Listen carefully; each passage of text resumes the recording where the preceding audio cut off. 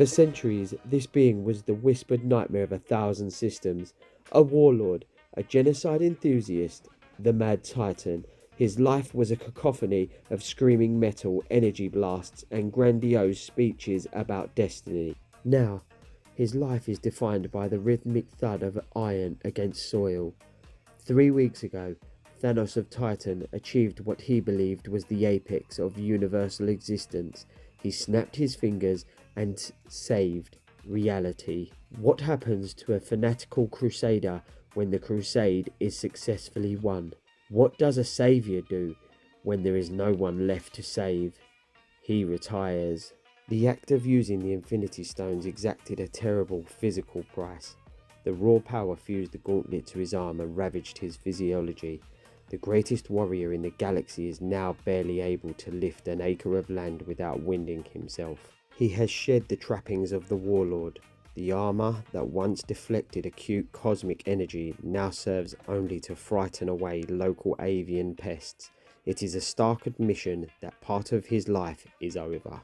There is a profound relatability to his current state. Like any retiree, he struggles to find meaning when the job that defined him is gone. He deals with the aches and pains of an aging body that has seen too much trauma.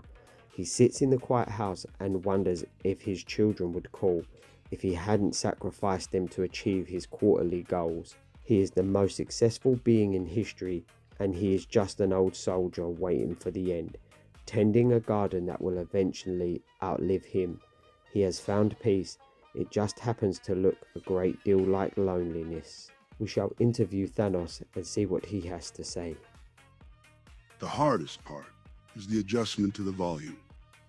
The universe before it was so loud, so many desperate voices clamoring over resources, crying out for salvation they didn't understand they needed.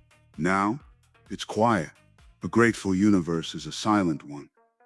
Or so I tell myself. The silence is dense. It has weight. I thought I would feel elation, a sense of profound completion.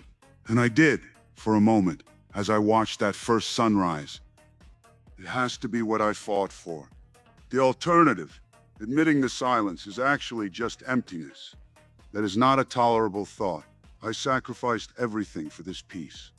My home, my daughter. I would like to thank you for joining me today. I have said my piece and would offer you a bowl of soup. Time tells me that you should be now leaving. Take care.